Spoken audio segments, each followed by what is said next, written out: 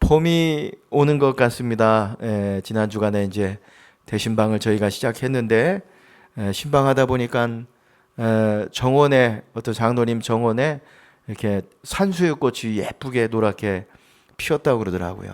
보니까 산수유 축제 하죠? 신둔면 언제 합니까?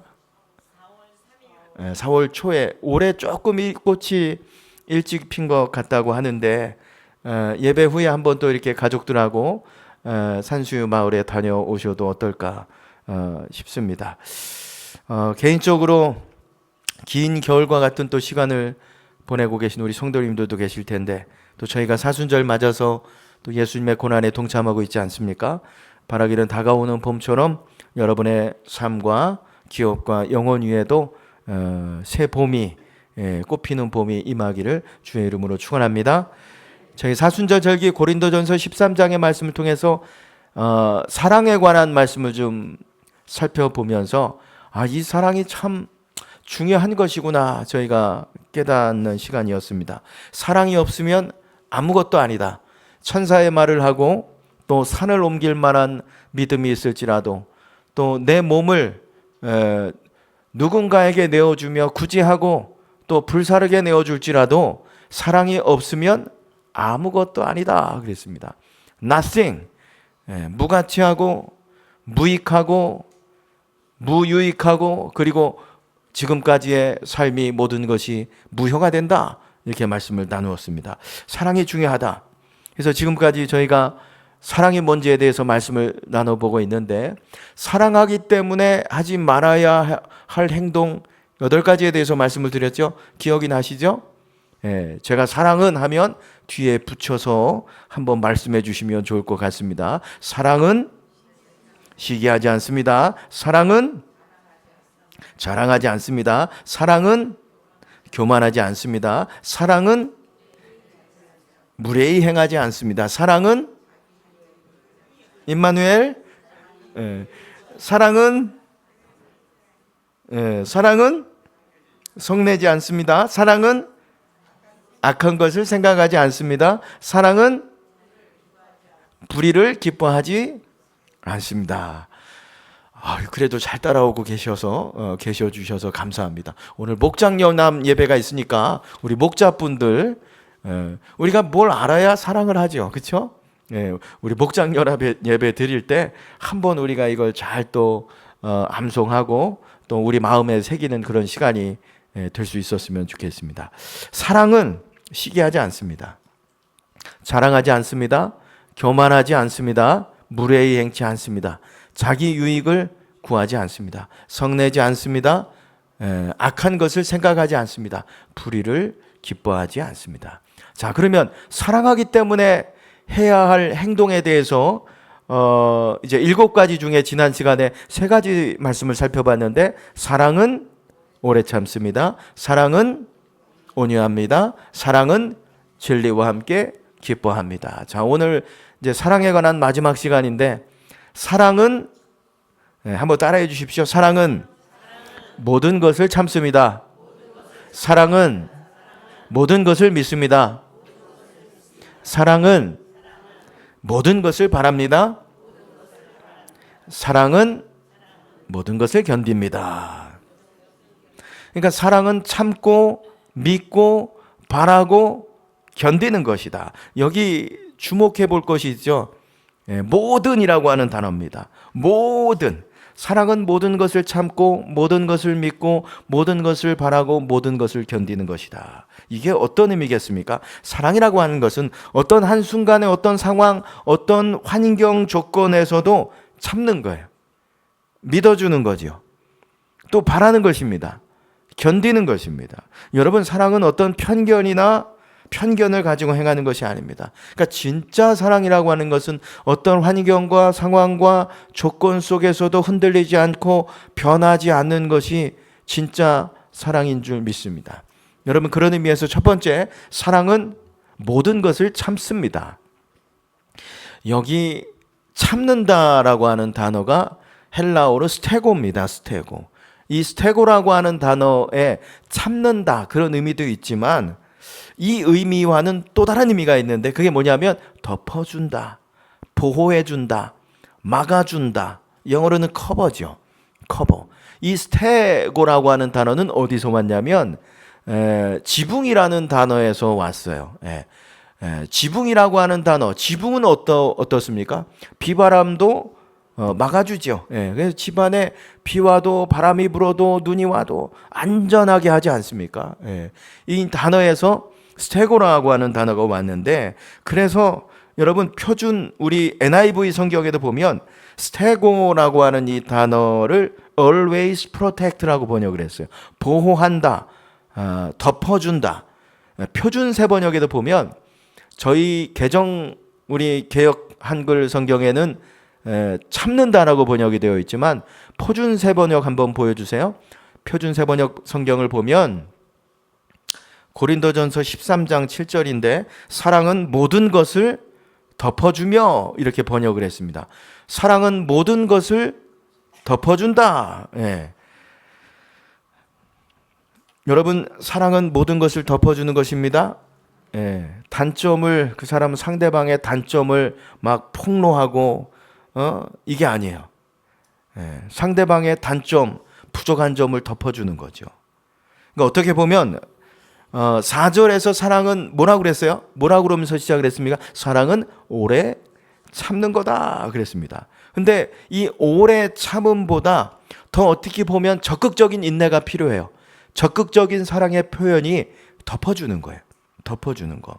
우리가 살아가다 보면 잘못된 소문도 돌고 나쁜 이야기도 있고 누군가 비난함으로 인해서 어려움을 겪는 그런 사람이 있습니다. 그때 어떻게 해요? 진짜 사랑은, 사랑이라고 하는 것은 덮어주는 거죠. 그 사람의 부족한 점들, 나쁜 점들, 이걸 덮어주는 거예요. 여기저기 소문내고 그거 진짜인가 막 알아보고 찾아보고 상대방의 단점, 약점 그거 다 드러내가지고 고통스럽게 하는 게 이게 사랑이 아니라고 하는 것입니다. 사랑은 누군가의 아픔과 부족함과 단점, 이거를 덮어주는 거죠. 보호해주는 거예요, 그 사람을. 그래서 오늘 잠언서 10장 12절 말씀에도 보시면 미움은 다툼을 일으켜도 사랑은 모든 허물을 가리느니라 그랬습니다. 사랑은 허물을 가리워주는 거래요. 베드로 전서 4장 8절 말씀에도 보시면 무엇보다도 뜨겁게 사랑할지니 사랑은 허다한 죄를 덮느니라 그랬습니다. 사랑은 덮어주는 거래요. 베드로가 왜 이 이야기를 하냐면 이 문장이 7장 7절에서부터 시작이 되거든요. 7절 말씀에 보면 이렇게 베드로가 새롭게 문장을 시작하는데 만물의 마지막이 가까웠으니 그러므로 너희는 정신을 차리고 근신하여 기도하라. 그리고 나오는 게 8장이에요. 무엇보다도 뜨겁게 서로 사랑할지니 사랑은 허다한 죄를 덮느니라. 말세가 되면, 마지막 때가 되면 사람들이 죄를 덮어주기보다도 죄를 찾아내고 드러내고 파헤치고 무엇보다도 서로 사랑하라. 여러분, 무엇보다도 서로 사랑해라. 베드로가 지금 베드로 전서를 써서 보내고 있는데 누구에게 보내고 있어요? 예수 믿는 사람들에게 보내는 거죠. 세상 사람들에게 보내는 게 아니에요. 너희들 예수 믿는 사람들은 마지막 때가 되면 더 뜨겁게 사랑해라. 그 사랑이 뭐냐? 덮어주는 거다. 덮어주는 거다. 커버해주고 보호해주는 거죠. 여러분, 부모는 자식의 허물을 덮죠. 자식이 부족해도 누군가 비난하고 뭐라 그래도 부모는 끝까지 자식의 허물을 덮습니다. 왜 그럴까요? 내 자식이니까. 사랑하기 때문에. 여러분, 사랑은 허다한 죄를 덮는 것입니다. 근데 미움은요? 미움은 어떨까요? 덮어요, 안 덮어요? 그걸 발가벗겨요. 미움은 여러분 남의 잘못된 점 이걸 파헤치고 드러내서 벗겨내서 수치와 곤욕을 당하게 하죠. 이는 여러분 사단이 처음 한 일입니다. 아담과 하와로 하여금 죄를 짓게 해서 발가벗겨 버렸어요. 그래서 여러분 보세요. 처음 아담과 하와가 사탄을 만났을 때는 벗겨져 있어도 부끄러워하지 않았어요. 하나님의 영화로운 옷을 입고 있었기 때문에. 그렇죠? 근데 사단을 만난 다음에 하나님을 반역하고 죄를 지어서 벗겨져서 수치스러우니까 나무 뒤에 동산 뒤에 가서 숨지 않았습니까? 사탄은 이렇게 벗겨요. 수치스럽게 하고 곤욕을 당하게 하고. 근데 하나님은 어땠습니까? 그런 아담과 하와를 위해서 가죽옷을 입혀 주셨죠. 그들의 수치를 덮어주셨습니다. 예수님께서 오셔서 하신 일도 바로 이것 아니겠습니까? 예수님께서 오셔서 하신 일도 죄를 덮어주셨어요. 여러분, 현장에서 가늠하다 붙잡혀온 그 여인을 향해서 예수님 뭐라고 말씀하셨습니까? 나도 너를 정죄하지 않노니 가서 다시는 죄를 범하지 마라. 그 여인의 죄를 덮어주셨어요. 심지어는 예수님 십자가에서 돌아가실 때 얼마나 고통 중에 계세요. 침 뱉고 조롱하고 모욕하고. 그때 예수님 뭐라고 하셨습니까? 주여, 저들이 지금 무슨 일을 하는지 모릅니다. 저들의 죄를 사하여 주시옵소서. 덮어주셨어요. 그래서 여러분, 하나님의 자녀된 우리, 하나님의 성품을 닮아서, 주님의 모습을 닮아서 우리가 덮어주는 삶을 살아가야 하는 것입니다. 우리나라 전래동화 가운데 꼬마 신랑인가 뭐 이런 이야기가 있어요. 8살짜리인데 10살 많은 누나하고 결혼을 했어요. 예, 근데 여러분 아마 들어 아실 거예요. 이 8살짜리가 장가를 갔는데 꼬맹이 아니에요. 뭘 알겠어요? 예, 그러니까 맨날 신부 엎드려 놓고 말타기 하고 치마들 추고 너무 괴로워가지고 못 살겠는 거야. 예. 근데 시부모님이 있으니까 이거 어떻게 할 수도 없고, 내가 10살이 남았는데. 근데 어느 날 시부모님이 동네 마실을 나갔네, 두 분이. 집에 아무도 없었어요. 신부가 옳거니 때는 이때랴. 그래가지고 혼 좀 내줘야 되겠다. 그래가지고 꼬마 신랑을, 아시죠? 어디다 올려놨어요? 지붕에다 올려놨다니까요. 지붕에다. 그러니까 올라가가지고 또 지붕이 얼마나 무서워 해가지고 막 좀 내려달라고 울며 불며 막. 근데도 안 내려주는 거예요. 예. 근데 이게 웬일입니까? 문이 딱 열리는데 시어머니가 들어왔네. 아들이 지붕에 올라가 있잖아요. 그래서 야, 너 거기서 뭐 하냐?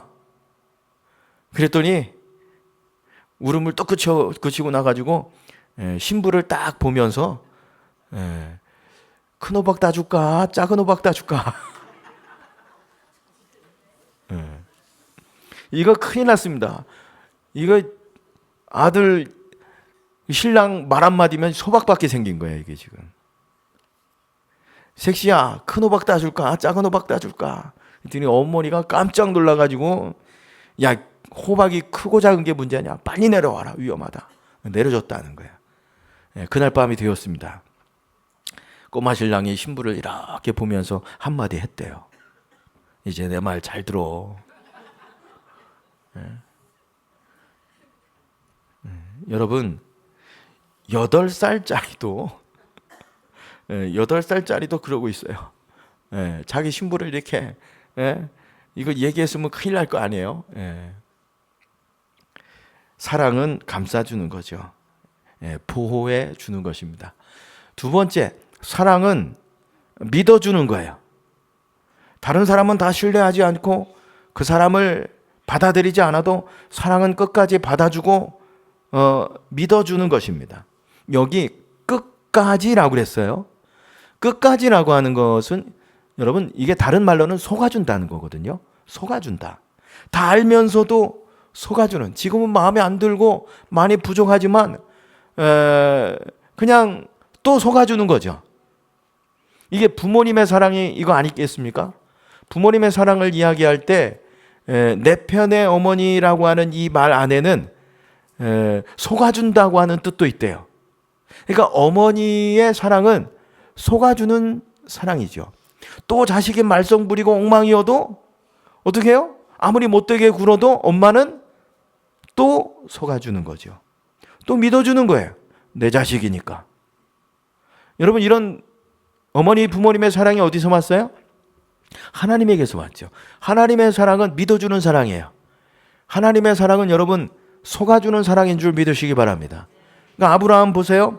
우리가 예전에 아브라함 말씀 살펴봤지만 아브라함이 아브라함 될 수 있었던 건, 여러분 이게 하나님의 속아주는 사랑 때문에 그렇지 않아요? 하나님의 믿어주는 사랑이 있었기 때문에. 약속도 주셨죠. 내가 너로 큰 민족을 이루겠다. 내 자식을 통해서 하늘의 별과 같이 많게 해주겠다. 근데 아브라함은 신실하지 못했죠.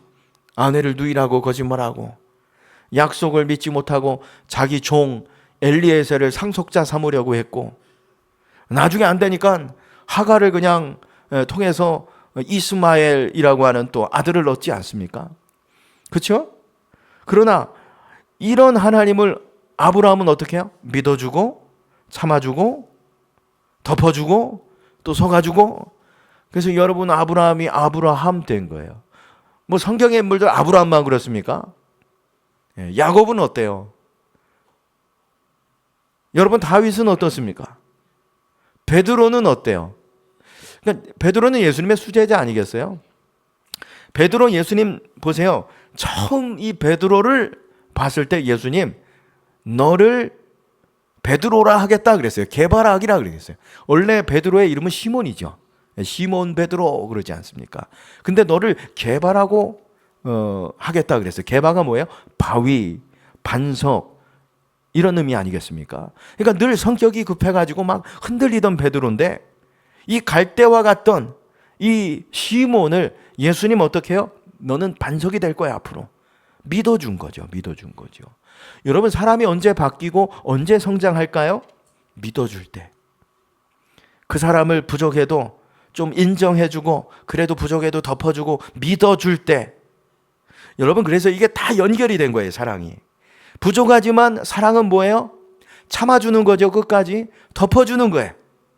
덮어주고 믿어주고 또 맡겨주고 기대하고. 그 여러분, 세 번째 나오는 게 뭐예요? 사랑은 바란다. 이게 뭐예요? 소망한다. 기대하는 거죠. 기대하는 거. 부모가 왜 자식을 믿어줄까요? 그래도 기대하는 게 있기 때문에. 지금은 엉망이어도 내가 덮어주고 또 속아주고, 그래도 또 기도하고 기다리고 기대하고, 이런 가운데 변화되고 성장해 가는 거죠. 자라가는 거 아니겠습니까? 그런 의미에서 제일 마지막에 나오는 게 뭐예요? 견딘다라고 하는 거예요. 견딘다. 덮어주고 믿고 바라고 기대하기 때문에 견디는 거죠. 견디는 거죠. 견딘다. 이 단어가 헬라어로 휘포메노인데, 휘포라고 하는 것은 아래, 메노라고 하는 것은 남는다. 그러니까 견디는 게 뭐냐면 아래 남는 거예요. 모든 사람들이 다 손가락질하고 다 떠난 자리, 아무도 없어요. 근데 그 곁에 남아주는 거, 이게 견딘다라고 하는 뜻입니다. 그리고 바울은 말하죠. 이게 사랑이야. 이게 사랑이야. 예수님 십자가에서 돌아가실 때 그 밑에 남아있는 사람 누가 있었어요? 얼마나 많은 사람들이 따랐고, 또 제자들이 12명이나 있었음에도 불구하고 그 곁에 남아있는 사람 유일하게, 물론 유일하진 않죠. 막달라 마리아도 있었고, 거기 또 다른 마리아도 있었고, 요한도 있었지만 그 곁을 떠나지 않고 지키고 있던 그분 누구예요? 어머니죠. 어머니 마리아.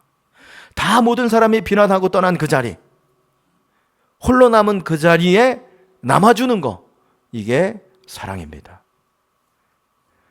여러분, 사실 그래서 바울이 이 참는다 7절에서 사랑은 모든 것을 참는 것이다, 덮어주는 것과 더불어서 사랑은 덮어주고 믿고 기대하고 바라고 견디는 것이다. 요것을 한 문장으로 넣은 거예요. 이게 사랑이다. 한 문장으로 넣었어요. 사랑은 따로따로가 아니라는 거예요. 사랑은 덮어주고 믿어주고 바라고 견디는 것입니다. 한번 따라해 주세요. 사랑은 덮어주고 믿어주고 바라고 견디는 것입니다. 여러분, 수로보니게 여인의 그 이야기를 잘 아실 거예요. 딸이 귀신 들렸잖아요. 예수님께 수로보니게 지역에 왔다는 이야기를 듣고 예수님 찾아갔습니다. 고쳐달라고 간청했죠. 예수님 거절하십니다. 여러분 아시겠지만 예수님 거절하시면서 하신 말이 있죠. 그게 뭡니까? 내가 온 것은 이스라엘 자녀들에게 자녀를 위해서 왔다. 내가 자녀들에게 줄 떡을 개에게 주는 게 마땅하지 않다. 이게 뭐예요?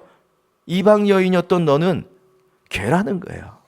얼마나 모욕적입니까? 수로보니게 여인이 뭐라 그럽니까? 네, 개들도 주인의 상에서 떨어지는 부스러기를 먹습니다. 부스러기 은혜라도 주십시오. 여기 말씀을 준비하면서 보니까 부스러기라고 그랬잖아요. 부스러기.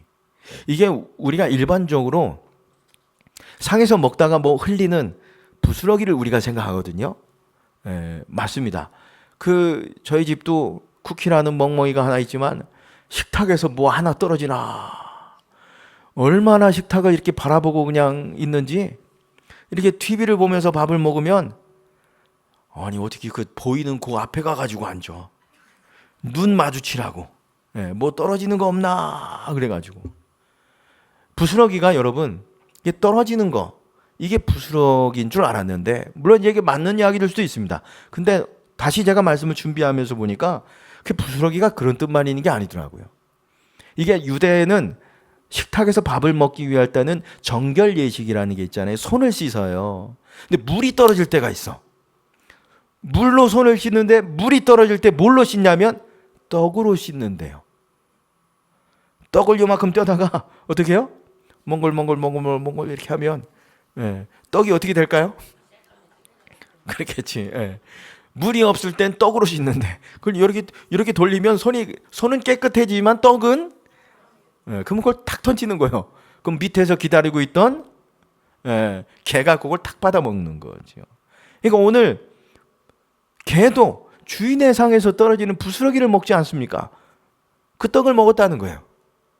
그런 은혜라도 달라는 거죠.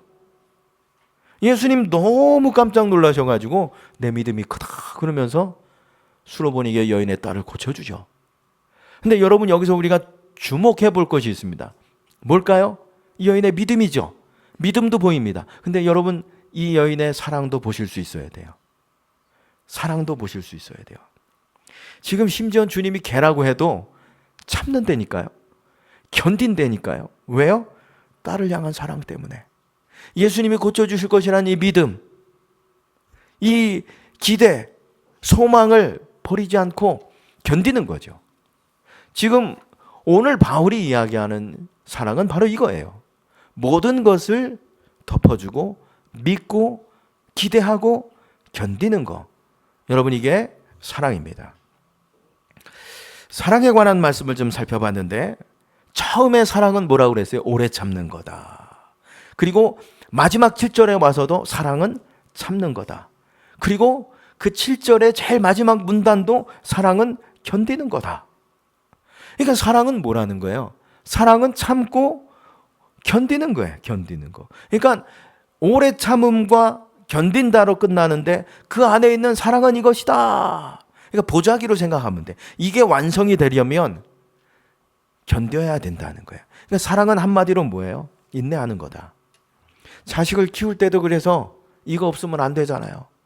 인내심 없으면 안 되는 거예요. 자식을 키울 때도. 우리가 사역을 감당할 때도 여러분 인내심이 없으면 안 되는 거죠. 목회 사역을 감당할 때도 마찬가지예요. 우리의 직분을 감당할 때도 인내 없이는 안 되는 것이죠.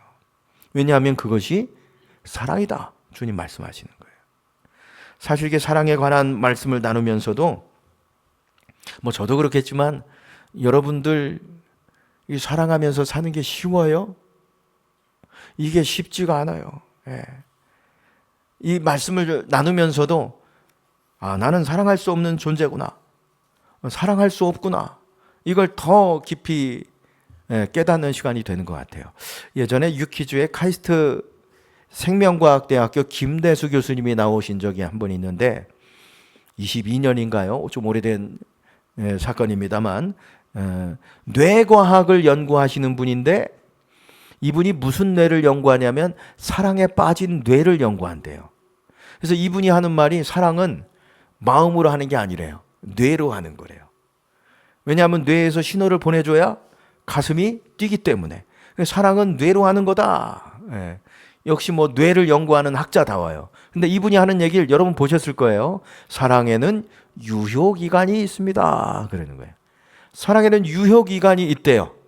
유효기간이 보통은 뭐 짧으면 3개월, 1년 길어도 17개월, 12개월이 아니라 17개월 된대요. 그러니까 이분이 하는 말이 17개월 이상 처음 사랑으로 살아가면 큰일 난다는 거야.